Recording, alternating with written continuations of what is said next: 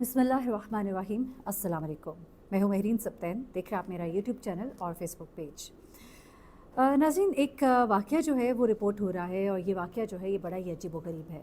एक शख्स जिसकी नाक में रुई है, उसके कान में रुई है, उसके जिस्म पर कफ़न है, वही शख्स जब ज़िंदा होकर आपके आगे आ जाए, आपके सामने खड़े हो जाए, तो यकीनन आप परेशान होंगे। और घर वाले जो उसको रो चुके हैं, बीवी जो इद्दत में बैठी है, उनके लिए तो ये एक इंतहाई एक ऐसी सिचुएशन होगी कि जहाँ वो शौक भी होंगे, वहाँ खुशी की भी एक इंतहा होगी। ये साहब कौन है, ये वाक़या क्या है, ये आपको रिपोर्ट करती हूँ। रिपोर्ट करने का एक मकसद भी है। रिपोर्ट करने का मकसद ये है कि आप भी होशियार रहें, कहीं खुदा ना खास्ता ये सब कुछ आपके साथ भी ना हो जाए। अच्छा जनाब, वाक़या कुछ इस तरह से है कि इनका नाम है हकीम शुएब। और हकीम शुएब साहब जो है ये अपने इलाके में बड़े पहचाने जाते हैं। और हकीम शुएब साहब जो हैं उनका वास्ता पड़ता है कुछ ऐसे लोगों से जो हनी ट्रैप भी करते हैं, जो लोगों को बेवकूफ़ भी बनाते हैं, कच्चे के डाकू भी हैं। और कच्चे के डाकू जो है ये लोगों को जिस तरह से ट्रैप करते हैं उसके बहुत से तरीके हैं। हनी ट्रैप के वाक़यात हमने बहुत से सुने, पीछे बड़े रिपोर्ट होते रहे जहाँ पर बताया जाता है कि किस तरह से दोस्तियाँ कराई जाती हैं। फिर वो ख़वातीन जो है वो फ़ोन पर इनसे दोस्ती करके इनको किसी जगह मिलने के लिए बुलाती हैं, वहाँ पर पहले से लोग मौजूद होते हैं और उसके बाद इन्हें जिस तरह से ट्रैप किया जाता है। लेकिन यहाँ पर मामला थोड़ा सा मुख्तलिफ था, कि आप भी सुन लीजिए, क्योंकि कई दफ़ा हम सस्ते की ख्वाहिश में हम बहुत बड़े नुकसान से दो चार हो सकते हैं या हो जाते हैं। अब यहाँ पे जनाब क्या होता है कि ये जो हकीम साहब हैं, इनको अभी जो इन्होंने बज़ाहिर स्टोरी सुनाई है, हो सकता है कहानी थोड़ी सी मुख्तलिफ हो, लेकिन हकीम साहब जो हैं उनको एक सस्ती गाड़ी का पता लगा और सस्ती गाड़ी जो है वो लेने के लिए हकीम साहब जो है अपने घर से निकलते हैं DI खान के लिए, डेरा इस्माइल खान के लिए। जब घर से निकलते हैं उसके बाद ये घर वापस नहीं आते हैं। घर वाले इनको बहुत तलाश करते हैं, जगह जगह लोग भेजे जाते हैं जहाँ जहाँ से उनको कुछ पता होता है। अच्छा, हैरत की बात यह है कि इन्होंने घर वालों के साथ कोई कांटेक्ट नहीं शेयर किया था कि जिसके पास वो जा रहे हैं गाड़ी खरीदने के लिए। अब घर वाले जो हैं, जो हतर इम्कान हो सकता था, उनका मोबाइल ट्रेस करवाया, उनके मोबाइल का भी नहीं पता लग रहा, कुछ भी नहीं मालूम हो रहा और घर वाले बहुत परेशान। उसके 1-2 दिन के बाद इन्हें एक कॉल आती है। जब कॉल आती है तो ये उस कॉल में उन्हें पता लगता है कि इनके साथ तो एक बहुत बड़ा हाथ हो गया है, हकीम साहब को तो अगवा कर लिया गया है। अब हकीम साहब जो है इन्हें जब अगवा कर लिया जाता है उसके बाद इनकी मौत की ज़रा कहानी सुनिएगा। हकीम साहब अगवा हो जाते हैं, घर वालों से तावान का 2 करोड़ का कहा जाता है। घर वालों के पास इतने वसाइल नहीं है, वो उनसे कहते हैं कि खुदा के लिए थोड़ा रहम कीजिए, इतने तो हमारे पास पैसे नहीं। फिर करते करते मामला जो है कुछ कम पैसों के ऊपर आते हैं। उसके लिए ये कोशिशें शुरू करते हैं, इधर से पैसे पकड़, उधर से पैसे पकड़। फिर फाइनली इनको एक कॉल आती है और इनको कहा जाता है कि फ़लानी जगह पर पैसे लेकर पहुँच जाओ। इनके घर वाले वो पैसे जमा करते हैं, इकट्ठे करते हैं, बैग में डालते हैं, गाड़ी में बैठते हैं और उस जगह पर पहुंचते हैं।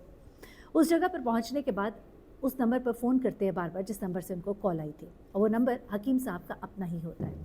अब हकीम साहब के नंबर पर जब फ़ोन करते हैं तो वहाँ से कोई जवाब नहीं आता, और जब उनका जवाब नहीं आता तो फिर ये जो है ये परेशान हो जाते हैं। फ़ोन आगे से बंद है, ये बार बार कॉल करते हैं, शाम हो जाती है और आखिरकार ये लोग जो है वापस आ जाते हैं। ये बड़े परेशान होते हैं कि हमने तो पैसे भी अरेंज कर लिए, हम लेकर पहुंच भी गए, तो ये आए क्यों नहीं।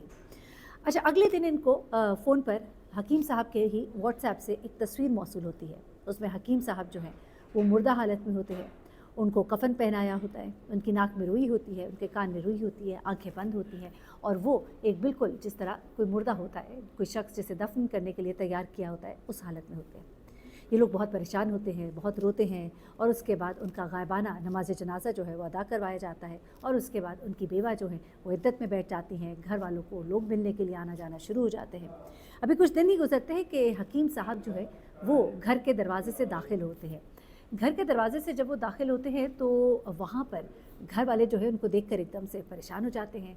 इनकी बीवी जो है वो तकरीबन बेहोश हो जाती हैं और ये जो हैं बच्चे जो हैं और घर वाले जो हैं वो कोई रोता है, कोई लिपटता है और फिर उसके बाद उनको बिठाकर उनसे सवाल किया जाता है कि आखिर उनके साथ हुआ क्या था। अब हकीम साहब जो हैं वो जब ज़ाहिर सी बात है बैठते हैं और फिर अपनी कहानी सुनाते हैं तो वो कहते हैं कि दरअसल जब मैं यहाँ से घर से निकला DI खान के लिए तो मैं विहाड़ी पहुँचा। विहाड़ी में मुझे जलालपुर से मतलब ये निकलते हैं और विहाड़ी पहुँचते हैं। विहाड़ी में अब वो कहते हैं कि मैंने चूँकि DI खान जाना था तो मुझे एक रास्ते में वहाँ पे जो अड्डा होता है वहाँ पे बहुत सी गाड़ियाँ होती हैं, प्राइवेट गाड़ियाँ भी होती हैं। बहुत से लोग जो खुद से जा रहे होते हैं अपने ओन पर, तो वो भी सवारियाँ पकड़ लेते हैं। तो कहते हैं करोला थी और करोला में जो शख्स था उसने और सवारियाँ बिठाई हुई थी। मेरे साथ भी मामला तय हुआ और मैं उनके साथ गाड़ी में बैठ गया। अब वो कहते हैं कि जो मुझे आखिरी जगह याद है वो थी बहावलपुर बाईपास। कहते बहावलपुर बाईपास के पास से गुजरते हुए तो मुझे याद था, उसके बाद मुझे कोई होश नहीं रहा। जब मेरी आँख खुलती है तो मैं अपने आप को कच्चे के इलाके में इन डाकुओं के आश्रय पर पाता हूँ। फिर वो कहते हैं कि ये लोग मुझे खूब मारते हैं, खूब पीटते हैं। खाने के लिए इतने दिन जो उन्होंने मुझे महीना रखा तो मुझे सिर्फ एक रोटी, आधी रोटी दी जाती थी, वो भी सूखी। फिर वो कहते हैं उन्होंने मुझसे जब पैसों का कहा, मैंने कहा कि मेरे घर वाले ये अफोर्ड नहीं कर सकते। फिर वो मेरा फ़ोन लेते थे, मेरे फ़ोन से ही मेरे घर वालों को फ़ोन करते थे और उनको बताते थे कि हमें पैसे चाहिए, और जो भी चीज़ें हैं वो उनके साथ मामलात जो है सारे वो करते थे इसके साथ, फ़ोन के साथ, उनके व्हाट्सएप के साथ। बड़ी माज़रत के साथ थोड़ी आपको मेरे बैकग्राउंड में आवाज़ आ रही होगी, मैं इस वक्त हालत सफ़र में हूँ और मुल्क से बाहर हूँ, तो ऐसे में थोड़ा डिस्टर्बेंस है क्योंकि मैं अभी ज़रा डाइनिंग एरिया में बैठकर आपके साथ गुफ्तगू कर रही हूँ और इस वजह से। एनीवे, अच्छा, अब जनाब होता कुछ इस तरह से है कि इनकी ये जब मुतालबात पूरे नहीं होते तो इनको ये शक हुआ, दरअसल ये जब पैसे लेकर गए तो उन लोगों को ये शक हुआ कि उनकी मुखबरी हो गई है, और इस मुखबरी पर उनको फिर बहुत सा गुस्सा आया और इस गुस्से की बिना पर उन्होंने इनकी तस्वीर भेजी, और तस्वीर को देखकर घर वाले जो है उन्होंने रोना पिटना जो भी किया और वो सब कुछ हुआ। अब मामला ये होता है, ये साहब जब वापस आते कहते जी पुलिस का ऑपरेशन हुआ और उस खुफिया ऑपरेशन में जो है मुझे बाजियाब कराया गया। लेकिन हमें ये मालूम होता है कि चूँकि कुछ पैसे भी शायद गालबन दिए गए जिसकी वजह से इनको छोड़ा गया। इन्होंने ये भी बताया कि मेरे साथ एक और चिन्नौट का बंदा भी था, इसके घर वालों ने 12 लाख रुपए दिए, उसको भी छोड़ दिया गया। तो ये तमाम तर मामलात जो हैं ये हुए और वो वापस घर आ गए, और अज़ियत भरी जो उन्होंने तकलीफ़ जो उन दिनों में काटी है वो सब भी उन्होंने सबके साथ शेयर की। और इसमें आप ज़रूर ये सबक है कि आप भी ज़रा ख्याल करें और ये सस्ते के चक्कर में यूँ अकेले ना चल पड़े, और ज़रा थोड़ी सी छानबीन कर ले कि किसके पास आप जा रहे हैं। और इस तरह से गाड़ियाँ जो होती है ना उनमें तो बैठ के बिल्कुल भी ना जाए। मुझे एक वाक़या याद आ गया, मैं ज़रूर आपके साथ शेयर करूँगी। मेरी बच्चियों को पढ़ाने के लिए कारी साहिबा आती थी।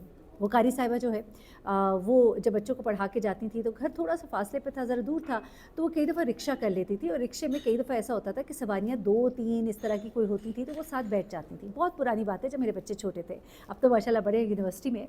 तो वो जब रिक्शे में बैठ के जाती थी तो उस दिन भी एक रिक्शा था जिसमें एक खातून बैठी हुई थी, तो ये भी उस रिक्शे के अंदर जाकर बैठ गई, और रिक्शे में जैसे ही वो बैठी हैं तो साथ ही एक और खातून भी अंदर आके बैठ गई, और जैसे वो बैठी उन दोनों ने उसे पकड़ लिया, उसके मुंह पर कपड़ा रखा, और उसके बाद वो कहती है मुझे कुछ पता नहीं। और उसके बाद जब वो घर पहुंचती है तो वहाँ पर घर तो नहीं पहुंचनी माज़रत के साथ, वो रिक्शा जो है उसे जहाँ लेके जाता है, जब उसे होश आता है तो वो एक कमरा होता है जहाँ पे बहुत से लोग होते हैं और भी बहुत सी लड़कियाँ होती हैं। अल्लाह की तरफ से कुछ ऐसा हुआ कि कोई मुखबरी हो गई थी और एक पुलिस का ऑपरेशन होता है जिसमें कि वो बाजियाब हो गई वो बच्ची, और रात को ही अपने घर पहुँच गई। लेकिन बड़ा ही खौफनाक था ये सब कुछ सुनना। तो ऐसे में ये जो सवारियाँ जिसमें कंबाइंड होती हैं, इस तरह की सवारियों को आप लोग अवॉइड करें और कोशिश करें कि आप लोग कोई वैगन में चले जाएं, किसी बस में चले जाएं, लेकिन जहाँ पर ऑलरेडी 2-3 सवारियाँ हों तो आपको नहीं मालूम कि आपके लिए आगे क्या इंतज़ार कर रहा होगा। अपना बहुत ख्याल रखिएगा, दुआ में याद रखिएगा। अल्लाह हाफ़िज़।